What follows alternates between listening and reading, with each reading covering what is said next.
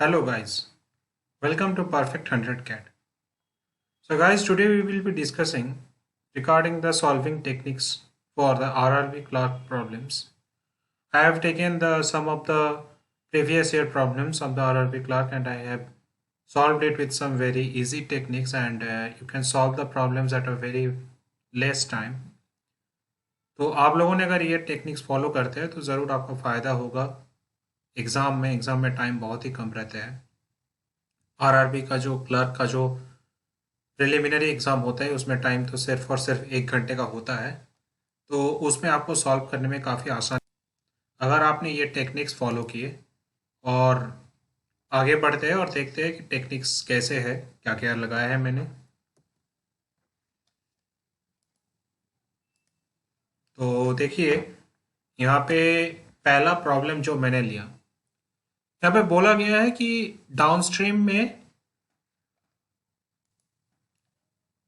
एक बोट का स्पीड है 16 किलोमीटर पर आवर, यानी हम जब रिवर में चलते हैं तो रिवर का खुद का एक स्ट्रीम फ्लो होता है जिसका एक स्पीड भी होता है। तो जब कोई एक बोट जा रहा है तो वो अगर डाउनस्ट्रीम जा रहा है, मतलब जिधर वो पानी बह रहा है उस तरफ जा रहा है, तो फिर उसका स्पीड हो रहा है 16 किलोमीटर पर आवर।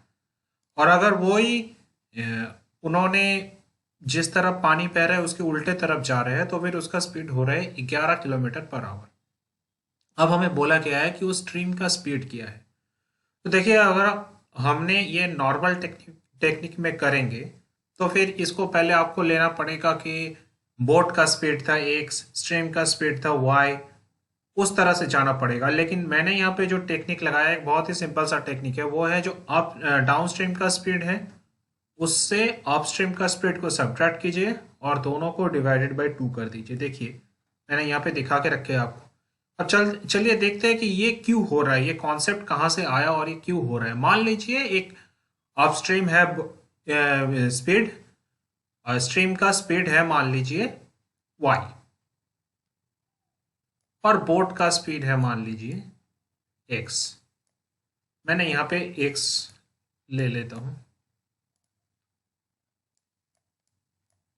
तो देखिए जब वो अपस्ट्रीम में जा रहा था इसका मतलब ये हुआ कि x माइनस वाई, क्योंकि अपस्ट्रीम में जब जा रहा है तो पानी का जो फ्लो है वो उसे रोक रहा है, उसके स्पीड को कम कर रहा है। x minus y is equal to 11।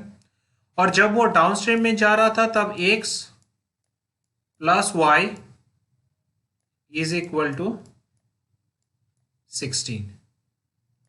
तो अब देखिए आप ये दोनों जो इक्वेशन आए हमारे पास, इन दोनों को अगर आप सीधा सीधा सब्ट्रैक्ट करेंगे, यानी ये माइनस और ये माइनस, यहां से आएगा -2y इज इक्वल टू -5। तो हमारे यहाँ पे आ रहा है 2y, बोथ साइड माइनस है जो कट जाएगा, 2y इज इक्वल टू 5 और y इज इक्वल टू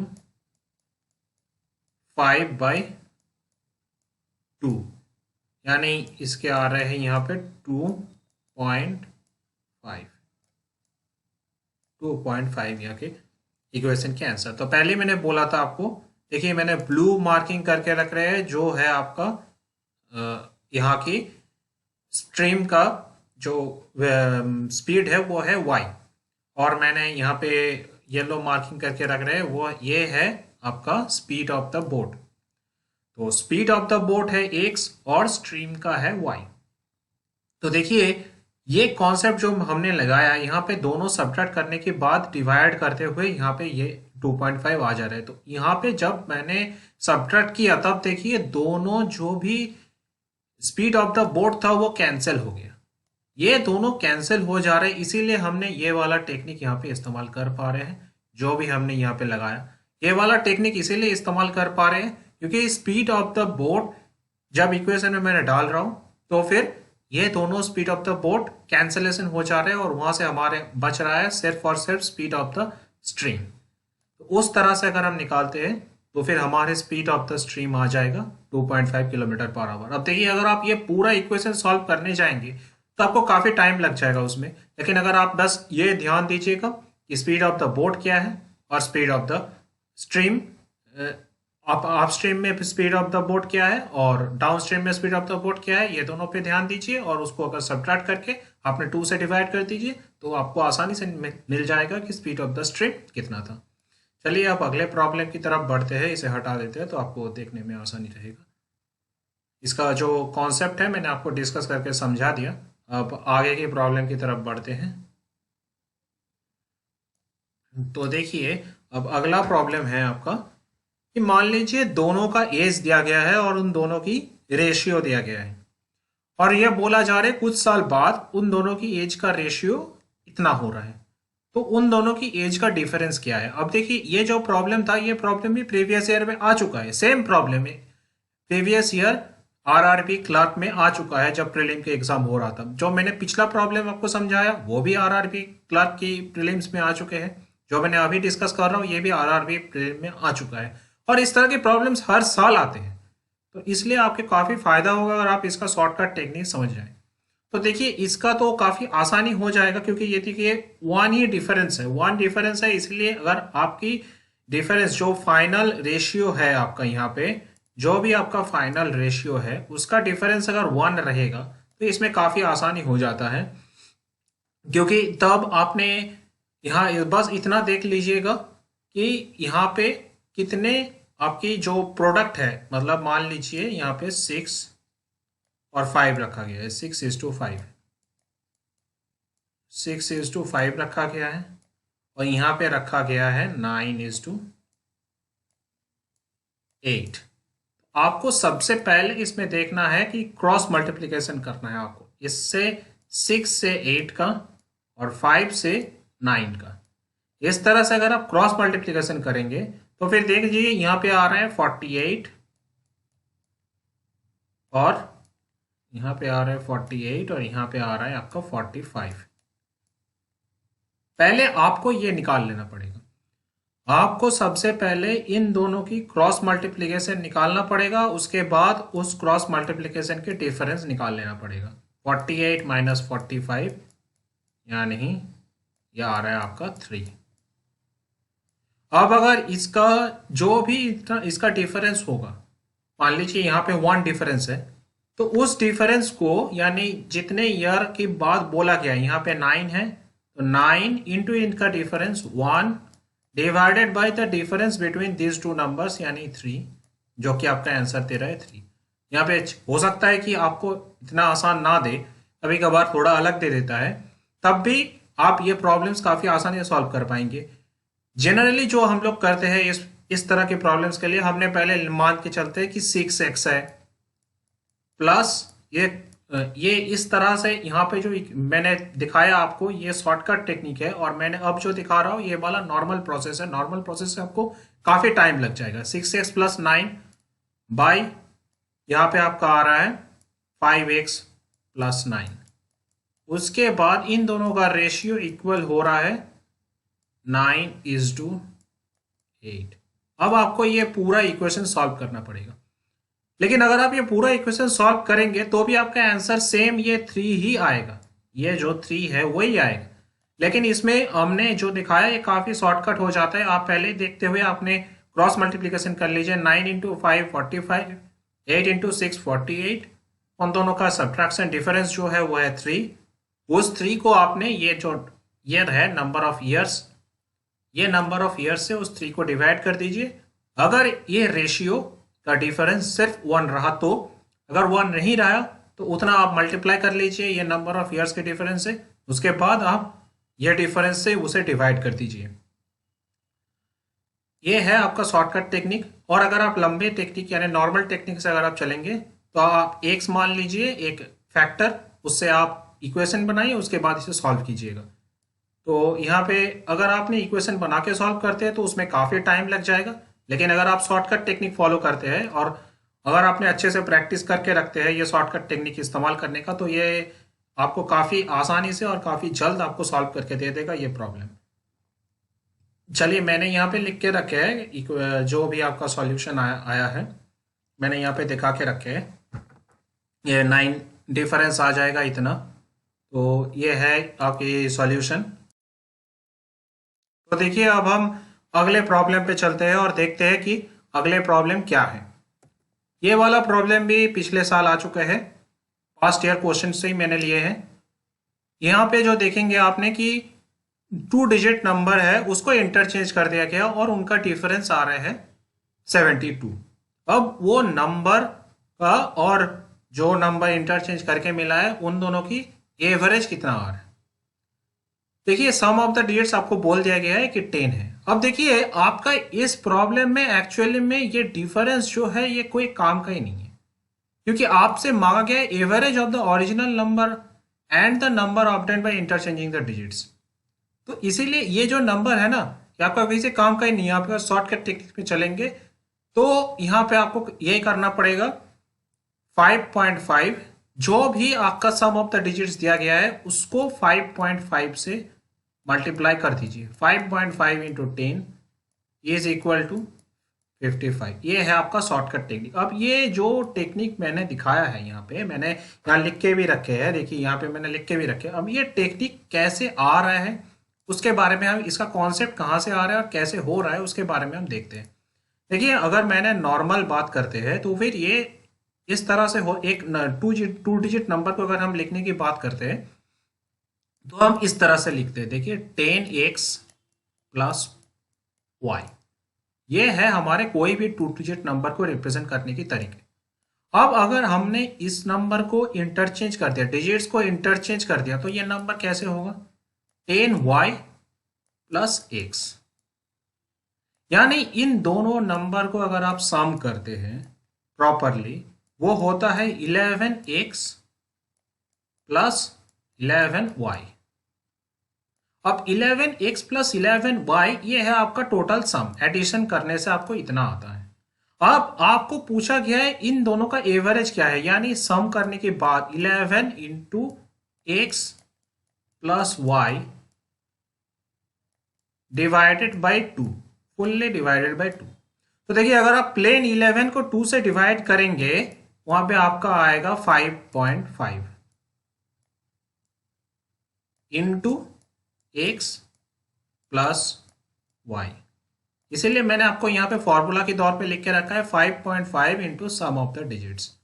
आपको यहाँ पे sum of the digits already दिया गया है और यहाँ पे आपको जो निकालना है कि ओरिजिनल नंबर और the number of interchange digits उन दोनों की एवरेज। तो आपने सिंपल सा बात है यहाँ पे 11 के 2 से डिवाइड कीजिए और सम ऑफ द डिजिट से मल्टीप्लाई कर दीजिए तो आपका आ जाएगा सारे चीजें। ये है यहाँ आपकी कॉन्सेप्ट। अब हम आगे बढ़ते और भी प्रॉब्लम्स डिस्कस करेंगे आज। अब हमारे अगला प्रॉब्लम है यहाँ की, वो ये है कि रॉन्ग टर्म, एक सीरीज दिया गया है उसमें रॉन्ग टर्म क्या है। ऐसे भी आ सकता है, आगे मैंने डिस्कस करूंगा कि एक सीरीज दिया गया है उसमें क्वेश्चन मार्क दिया गया है, उस क्वेश्चन मार्क में कौन से नंबर रहेगा, या फिर ये पूरा सीरीज दिया गया है इसमें एक रॉन्ग टर्म क्या है। देखिए ऐसे प्रॉब्लम्स को अप्रोच करने की एक तरीका होते हैं जो सिस्टमेटिकली अप्रोच किया जा सकता है। मैंने कुछ पॉइंट्स यहाँ पे लिख के रखे हैं, आप ये पॉइंट्स फॉलो कीजिएगा तो आपको काफी आसानी से ये नंबर्स को देखते ही पता चल जाएगा कि ये नंबर्स किस पैटर्न में है। देखिए ये जो पैटर्न्स मैंने लिख के रखे हैं कि स्क्वायर्स और क्यूब्स ये किस तरह से आ सकते हैं, जैसे कि मान लीजिए 1 स्क्वायर, एक सीरीज हो सकता है प्रॉपर 1 स्क्वायर 2 स्क्वायर 3 स्क्वायर, इस तरह से ये आपको इस तरह से दिया जाएगा 1,4,9, डॉट डॉट डॉट, इस तरह से चलते रहेंगे, इस तरह से आपका चलते रहेगा। ये है आपका स्क्वायर्स। ऐसे ही क्यूब्स हो सकता है 1 क्यूब 2 क्यूब 3 क्यूब, यानी 1 8 27 इस तरह से हो सकता है। तो आपने कभी भी अगर आपको प्रॉब्लम्स आए तो आपको फॉलो करना है इस तरह के टेक्निक, ताकि आप ये सीरीज को समझ पाए ये कौन से पैटर्न फॉलो कर रहे हैं।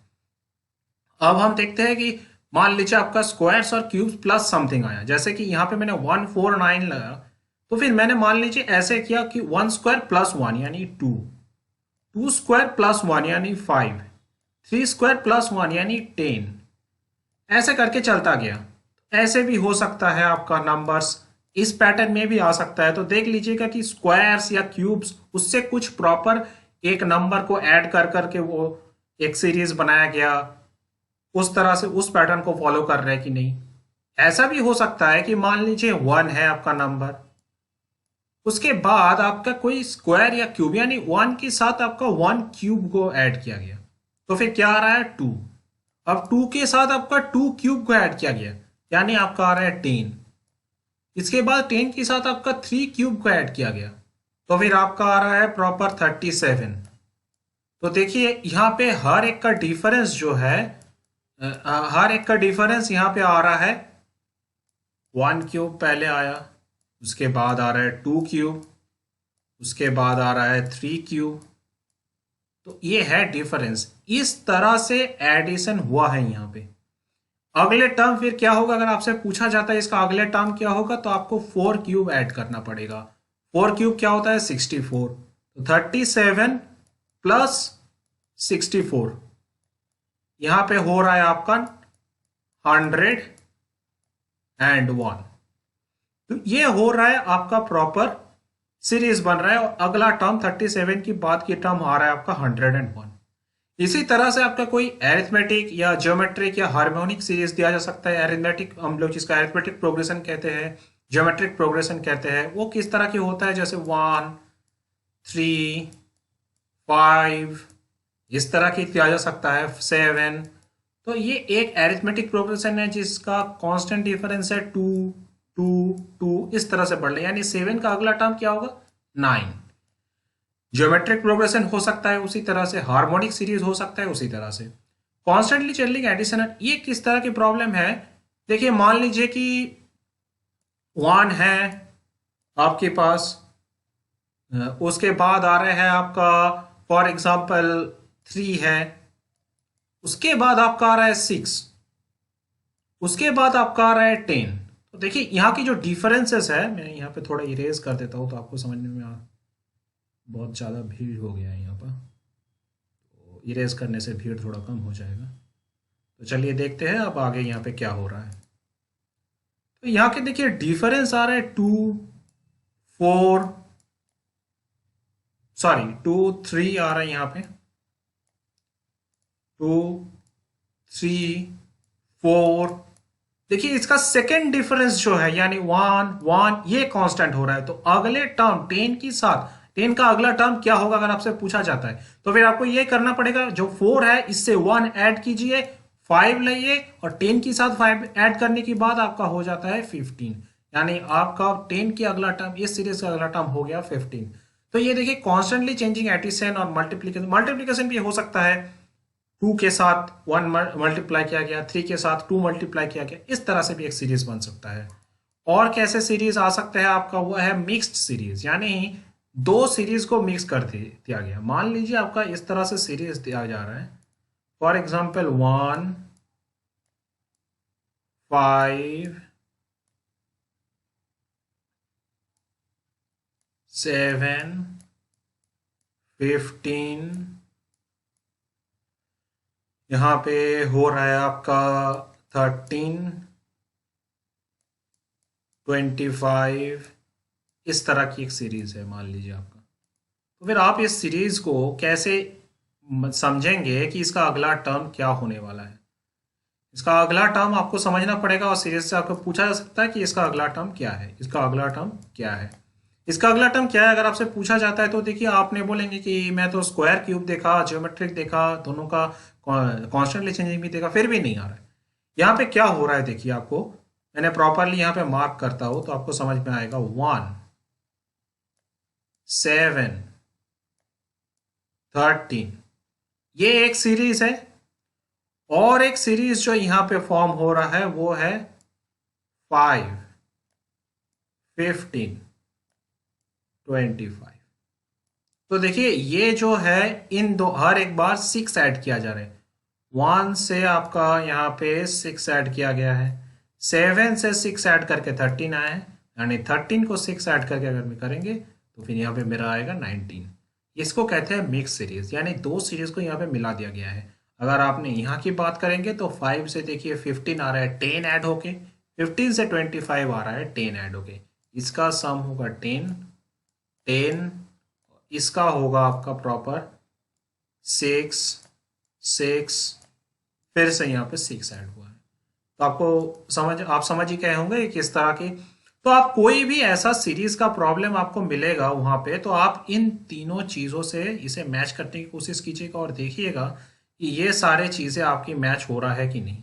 अगर आपका यहाँ पे मैचिंग नहीं हो रहा है तो फिर आपने यू वाला सीरीज में कुछ अलग तरीके से दिखाया गया है। जनरली सारे सीरीज यहाँ पे मैच हो जाता है इन्हीं सारे टेक्निक की वजह से, कोई अलग टेक्निक की जरूरत आपको नहीं पड़ेगा। तो हम आगे से डिस्कस करते हैं। देखिए यहाँ पे क्या कौन सी सीरीज किस तरह से फॉलो, ये पहला वाला जो है ना, ये एक मिक्स सीरीज है। देखिए मैं आपको मार्क करके दिखाता हूँ। मान लीजिए 84, 83, 80, 81 है। और दूसरा सीरीज जो यहाँ पे आ रहा है 96, 95। देखिए ये जो 96 आपका आ रहा है, 96 है 95, 95 से 94, यहाँ पे देखिए डिफरेंस आ रहा है 1। और देखिए ये जो रेड मार्क किया है मैंने, इसमें 83 से 81 1, 83 से 80 यहाँ पे 3 आ जा रहा है, यानी यहाँ पे मिस्टेक है क्योंकि यहाँ भी 1 होना चाहिए था, उसके बाद 1 डिक्रीज होने से अगर यहाँ पे 82 होता, मान लीजिए अगर आपका 82 होता यहाँ पे, तो फिर आपका 1 डिक्रीज होने से 81 पे आ जाता। तो इसीलिए ये वाला सीरीज एक मिक्स सीरीज है और इसका और टर्म आएगा आपका 80। वहां पे क्या होना चाहिए, वहां पे होना चाहिए 82। प्रॉपर तरीके से अगर आते हैं तो वहां पे होना चाहिए 82। चलिए मैंने एग्जाम्पल देख लेते हैं। सेकेंड सीरीज का यहाँ पे जो दिया गया है वो है 4। यहाँ पे 4 क्यों हुआ, चलिए देखते हैं। ये पहले टर्म है 2, अब नेक्स्ट टर्म है 4, उसका अगला टर्म है 11, उसका अगला है 37। अब हमने इन सब की डिफरेंस देखते हैं। सबसे पहले मैंने डिफरेंस देखते हैं। पहला का जो 2 से डिफरेंस हो रहा है वो है 2, 4 से 11 का हो रहा है 7, 11 से 38 का हो रहा है 27, 38 से देखिए 102 का हो रहा है हमारे 64, 102 से 227 का हो रहा है हमारे 125, 227 से 443 का हो रहा है हमारे यहाँ पे 30, यहाँ पे हो रहा है 216। अब हमने यहाँ पे पहले देख रहे हैं तो फिर यहाँ तो कोई भी मैचिंग नहीं आ रहा है। 2 आ रहा है, 5 आ रहा है, 27, इसके बाद देखिए लेकिन यहाँ पे 27, उसके बाद आ रहा है 64। तो आप अगर हमेशा से सिर्फ पहले ही मैचिंग मिल जाएगा ऐसा कोई गारंटी नहीं है, ठीक है ना। कोई भी सीरीज में अगर आपको रॉन्ग टर्म चूज करने के लिए बोला गया, हो सकता है कि फर्स्ट या सेकंड टर्म ही गलत हो, अगले सारे टर्म सही हो। तो इसलिए पहले ही 2 टर्म 3 टर्म को देखते हुए आप कहेंगे कोई पैटर्न समझ में नहीं आ रहा है, ऐसा नहीं है। तो अब देखते हैं ये जो 27 है ये है क्या। अगर आप प्रॉपरली ख्याल करेंगे इसमें तो देखिए ये है आपका 3 क्यूब, ये आ रहा है 4 क्यूब, ये आ रहा है 5 क्यूब, ये हो रहा है आपका 6 क्यूब। एक्चुअली में पैटर्न में गड़बड़ यहाँ पे है, यानी 11 से पहले वाला, 11 से पहले वाला आपका यहाँ पे डिफरेंस 8 होना चाहिए था एक्चुअली में। 7 का मैंने ओवरराइट कर रहा हूँ, एक्चुअली यहाँ पे 8 होना चाहिए था यहाँ पे प्रॉपरली। 8 अगर होता, 11 से 8 सब्ट्रैक्ट करने से आपका आता यहाँ पे 3। वो तो एक्चुअल में सेकेंड सीरीज का रॉन्ग टर्म है 4, जो मैंने यहाँ दिखा के रखा हूँ। वहाँ पे करेक्ट टर्म क्या होता 3, यानी 2 plus 1 cube is equal to 3, 3 plus 2 cube is equal to 11 होता आपका। तो देखिए इसी तरह से मैंने आपको ऑलरेडी बोल के रखा था, यहाँ पे प्लस माइनस स्क्वायर्स और क्यूब्स ऐसे आ सकते हैं टर्म्स, ये हमने दिखा चुका है। मिक्स सीरीज का एक एग्जांपल भी मैंने दिखा चुका है आपको। अब हम आगे बढ़ते हैं और देखते हैं यहाँ पे एक अगर मिसिंग टर्म होता है तो हम कैसे निकालेंगे। मान लीजिए एक मिसिंग टर्म भी तो हो सकता है ना, किसी एक सीरीज में हमने अब तक रॉन्ग टर्म दिखाया, मिसिंग टर्म भी हो सकता है। तो मिसिंग टर्म हमने कैसे देखेंगे, अगला यहाँ पे एक मिसिंग टर्म मांगा जा रहा है आपसे। 6 है, 8 है, 23 है, एक मिसिंग टर्म, उसके बाद 56। तो चलिए हम देखते हैं, पहले हमने इनका डिफरेंस देखते हैं। 6 से 8 2 डिफरेंस है, 8 से 13 5 डिफरेंस है, 13 से 23 10 डिफरेंस है, 23 से यहाँ हमको पता नहीं है, अभी हमको पता नहीं है। और देखिए 2 से 5 जा रहा है 3,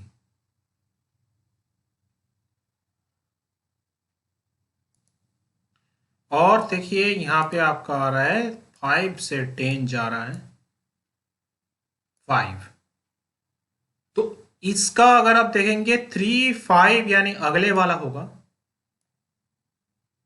7 से 10 ऑलरेडी है, हमने 7 ऐड करते हुए लाएंगे 17।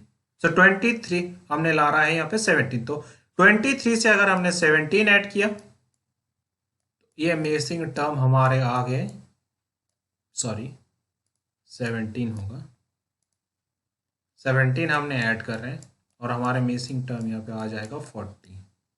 देखिए ये जो हमारे टर्म्स हैं यहाँ पे हमने दिखाया क्या, कॉन्स्टेंटली चेंजिंग एडिशन और मल्टीप्लिकेशन। तो इस तरह की प्रॉब्लम्स मैंने आज डिस्कस किया, और भी और कुछ तरह की प्रॉब्लम्स हो सकते हैं, वो मैंने अगले वीडियोस में डिस्कस करेंगे। अब यहाँ पे आज के लिए मैंने यहाँ पे डिस्कस किया इन प्रॉब्लम्स को, यहाँ पे मैंने आंसर भी लिख दिया है, इसका 40 आएगा आंसर, जो मैंने ऑलरेडी दिखा चुका हूँ। और इन तरह की मैंने सीरीज़ के बारे में भी बता चुके हैं, कौन कौन कैसे कैसे सीरीज़ हो सकते हैं। तो ये कुछ टेक्निक्स था जो आपको सॉल्व करने में मदद करेगा।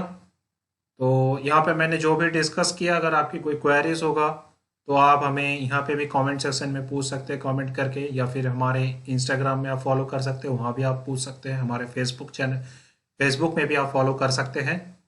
और अगर आपको वीडियो पसंद आया है तो फिर लाइक कर दीजिएगा प्लीज़, और कमेंट ज़रूर कीजिएगा आगे आने वाले कौन से वीडियो आपको चाहिए, और शेयर कीजिए वीडियो को अपने दोस्तों के साथ, और सब्सक्राइब कर लीजिएगा मेरे चैनल। बेल आइकन को दबाने मत भूलिएगा, क्योंकि बेल आइकन दबाने से आपको हमारे चैनल पे आने वाले नए नए वीडियो की सूचनाएं मिलते रहेंगी। तो आज के लिए इतना ही। Thank you guys.